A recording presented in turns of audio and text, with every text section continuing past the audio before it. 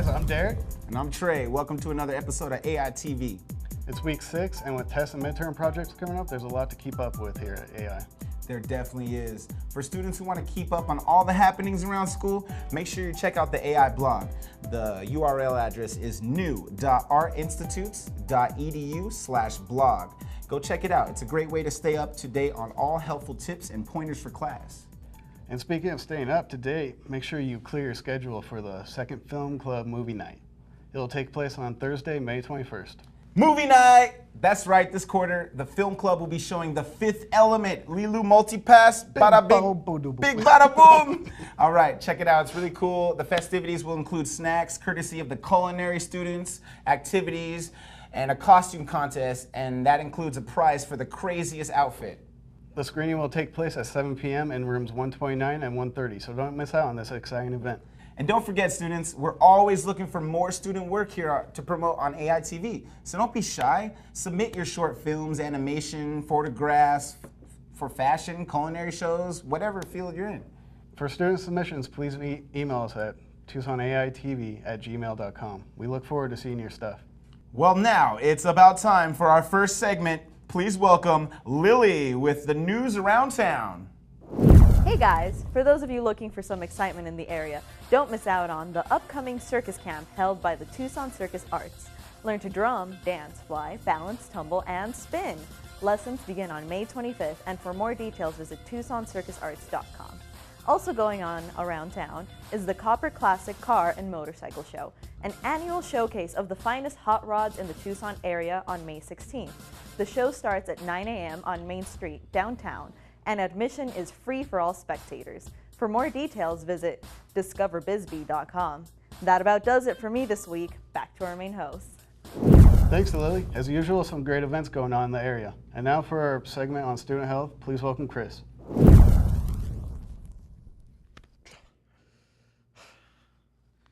How many times a night does that happen to you when you're laying in bed at night? Can't sleep, end up spending your entire night on Facebook, playing games? You can even wake up in the morning with games you didn't even know existed. Anyways, here this week to talk to you about health tips and sleeping. Sleeping is very important for you to do. Regenerates your mind, stores long-term memory, and also rejuvenates your body for the next day. Make sure you're getting enough hours of sleep. Turn off the cell phone and just go to bed. Thanks, Chris. Definitely some great pointers on staying in good shape. And now for our very first AiTv panel featuring Robert Loomis, such a celebrity around here. Please welcome Brandon. Hi, I'm Brandon, and welcome to our first AiTv panel. Today our guest is Robert Loomis, an acclaimed director from around Tucson, who just came out with a brand new film called Dropkick that screened at the Arizona International Film Festival. And we have some questions for him today. And to get the line of questioning started, I have fellow film student of mine, Lily Wonka. Hello, I'm Lily Wonka. Mr. Loomis, first question for you. Where did the idea for Dropkick come from? Where did the idea? It came from me thinking about dying. And Could you elaborate? Thanks. I made my wife promise to take my ashes to Munich, Germany, and spread them under the tables at a beer garden. And we were living in Chicago, and I was going to play rugby on a team called the Southside Irish Rugby Club, but they were too far away. The commute was an hour and a half each way, so I ended up not playing with them. But I just thought to myself, that name sounds like a movie title, Southside Irish Rugby Club. So I sort of combined my idea for what I want done with my ashes into that title to become a film plot movie idea. And then I thought, great, it'll be great, buddy comedy, big budget, cast Vince Vaughn, shoot in Chicago. Okay, maybe I'll get to it sometime. Yeah. And so it went on the back burner until I ran into some guys I used to play rugby with, and they were coaching the women's team here, and it made much more sense to be a women's rugby film. Right. And the rest is, I don't know, I'm not going to say it. All right, thank History. you. All right, Loomis, what has this film, Dropkick, taught you about filmmaking that you didn't already know? Okay. Every film, I feel like I learned at least one specific thing. With Angry Young Man, it was how difficult, don't use black vehicles because of the reflections. And in this film, it was never let your actors wear sunglasses, ever. So that's one very specific thing. Great, thank you. Hello and welcome, Robert Loomis. My question is, what do you feel is the most important part or scene of your film? The most important part? Well, I mean, it would have to be the end when, without, well, I'll give everything away, it doesn't matter. The Nana who had been opposed to everything the entire film is looking at photographs, and she has a realization. I guess I can say it without giving it away. And if that didn't work, the whole movie would have been pointless. And I had no idea if it was going to work or not. But I mean, when I first said it, I felt like it was working. But again, until you watch it with the audience. But everyone that has told me specifically about that, it seems to be working. So I guess it worked. How many times can I say work? A good amount. Yeah. Thank you. Do you guys want me to answer these questions like a lot, or keep it brief? I'm not sure which way to go. You're doing good. Exactly. All right. Okay, I'll keep it up then. So speaking of scenes, you mentioned in the Q&A after the showing that the main grave robbing sequence was influenced by Rififi in that famous sequence. Oh yes, thanks. The Rififi sequence not only doesn't have any dialogue similar to yours, but it doesn't even have music for a large chunk of it. That's correct. Were you tempted at any point to do your sequence without music as well, to make it more of a direct? I thought about it, but that wasn't the part about the Rififi scene that really made me excited. It was really the absence of dialogue. Yeah, it made it really tense in Rififi, but that was a jewel heist where they set up that they couldn't make any noise, and so it didn't make quite as much sense to not have it. Plus, I don't know, I didn't want to give up that opportunity to have music. It's just, yeah. Okay. My next question. Your sister is the star of the film, the main character. No, that's not true. That's not true. It's my sister's wife. Your sister's wife? Yeah. Okay. How did she get cast in that role? Well, it was a really difficult role because they had to be, I wanted, you know, if you're asking someone to stare at someone for 2 hours or close to 2 hours, I don't think they should be, they need to be attractive. I mean, it sounds superficial, but really, you know, staring at someone for 2 hours, you don't want, but at the same time, she needed to be very believable that she'd play rugby and athletic. So it was really difficult for me, and I was thinking, you know, you know, someone exactly like, damn, Boys Don't Cry, what's the actress? Hilary Swank. Like someone like Hilary Swank, right? Believable, $1 million baby, tough, but attractive. But at the same time, I don't have millions of dollars, so Hilary Swank was off the list. So I thought, who could I find locally? And there was a few people I looked at, and one that I was really excited about, but she was almost too pretty, if that makes sense. And that didn't matter because she backed out. And so I was driving down to my parents' house, trying to rack my brain, like who could I know that I could trust? Because for me, talent is the least important thing. It's whether I can rely on the actor to be there for me day in, day out, and in this case, you know, year in, year out, because it took so long. And I go to my parents' house, and at my parents' house at the moment was my sister and her wife were visiting, and she played soccer, and I looked at her and I go, hey, you ever thought about acting? And that was how it happened. Yeah, that was a long story. So we all know how the film took a while to shoot. Of course, you weren't shooting continuously. No. What, if anything, would you do differently if you could again? What sticks out? Well, I'm not sure based on the results that I would change anything. I got really lucky with continuity, and everyone showed up. And oh, I know exactly. I would. Adriana's mom, who did a great job playing the Nana, I made her bleach her hair to try to make it look gray, but But of course that it didn't work, and so we just said, well, it doesn't need to look great. It's just it's kind of interesting. But then of course she didn't want to keep it the way it was. So after the initial shoot, her hair completely changes color, and I'm like, okay, well, just rationalize it. She just changes her hair a lot. So but it was, you know, it throws some people. Some people aren't sure it's the same person. So which is a problem, or could be. All right. So hypothetically, if you were to pitch Dropkick to an industry, they liked it and wanted to fund you, but wanted to change the key aspect, like the realization of the Nana, just a tad bit, but it wasn't quite the same, would you do it? How much money are we talking? Of course I would. As long as my version remains there intact, I'd love to have a chance to get enough money to do a different version. Yeah. I'm all for colorization, as long as the black and white original stays available. Yeah. I know that's blasphemy. You have two different cuts of the film. One that we saw many months ago, and then this new one with the interviews incorporated into the film. Did you have? Was it easy, or was it very straightforward to incorporate the interviews within the narrative itself, or did you have some difficulty deciding where to place those?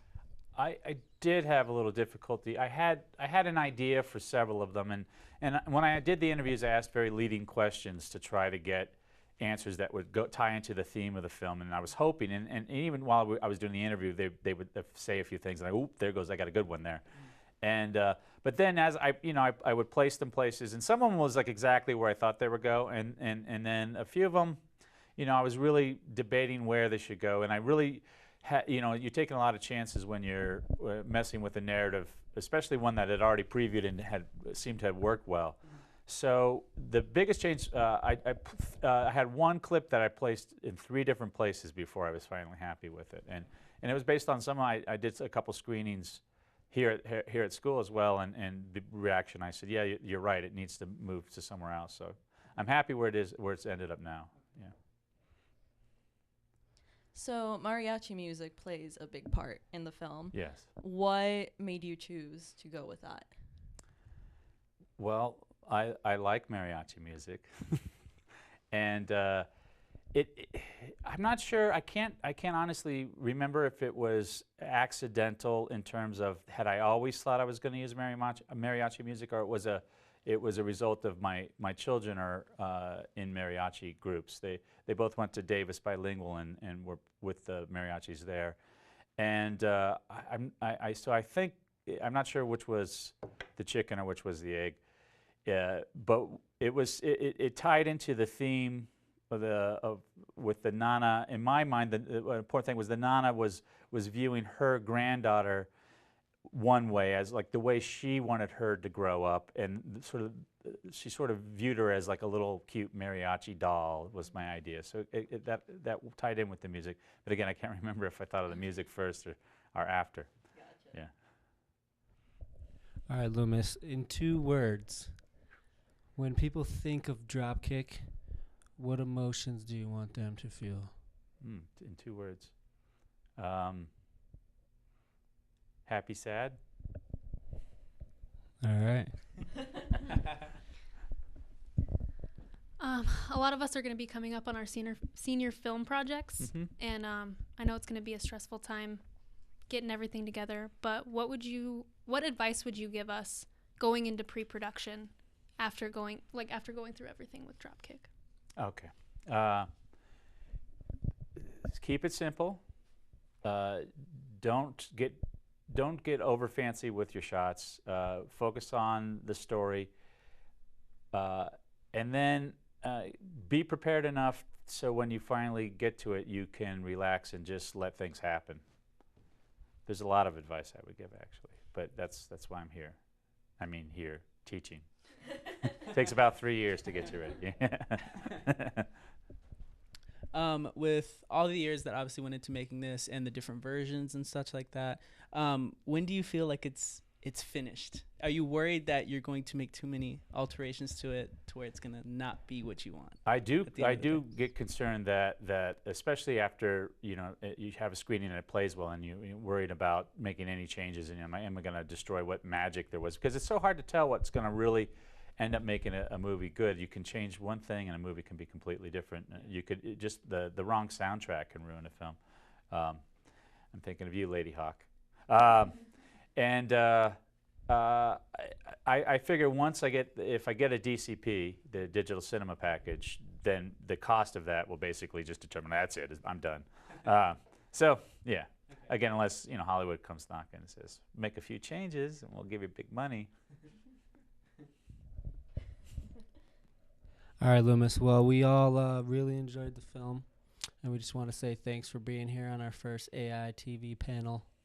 Hopefully you can be a guest again, maybe in another year. What do you think? Yeah? Sure. You do another film? Yeah. Yeah. All right. Well, thanks a lot for coming on, and I'm sure we're all going to see you again in class pretty soon. All right. Well, it was my pleasure. Thanks for having me. All right. Thanks a lot. Thanks, Brandon. And with the final segment of the week, please welcome Danilo at the Loft Insider. Thanks, guys. The movie screening regularly this week include While We're Young, Clouds of Sils Maria, Roar, and Honest Liar. The special event going on this week include a Mother's Day screening of the screwball comedy classic Bringing Up Baby, an essential showing of the internationally acclaimed drama Y Tu Mamá También, and a 2-night showing of the 70s masterpiece Taxi Driver. Also continuing this week is the month-long tribute to director Orson Welles with a Thursday night showing of The Magnificent Ambersons. Be sure not to miss it. And it's time for the Rocky Horror Picture Show again, with an annual midnight showing on Saturday. So, time to get those fishnets out. That about wraps it up for me. Back to you guys. Thanks, Danilo. Sounds like a busy week down at the Loft. And for those of you having busy weeks here at school, don't forget to take a break and check out the Java Junkie Cart. The Junkie Cart is open from 9 a.m. to 12:30 p.m. on Thursdays and Fridays. And now it's time for the Bistro Menu! Yes, the show-stopping bistro menu. You know the drill. Great food, cheap prices, and be sure to make use of that student discount. We get a discount? Yes, we do. Well, that's cool. And that concludes our show for this week. And have a stunning week 6. And we'll see you around school!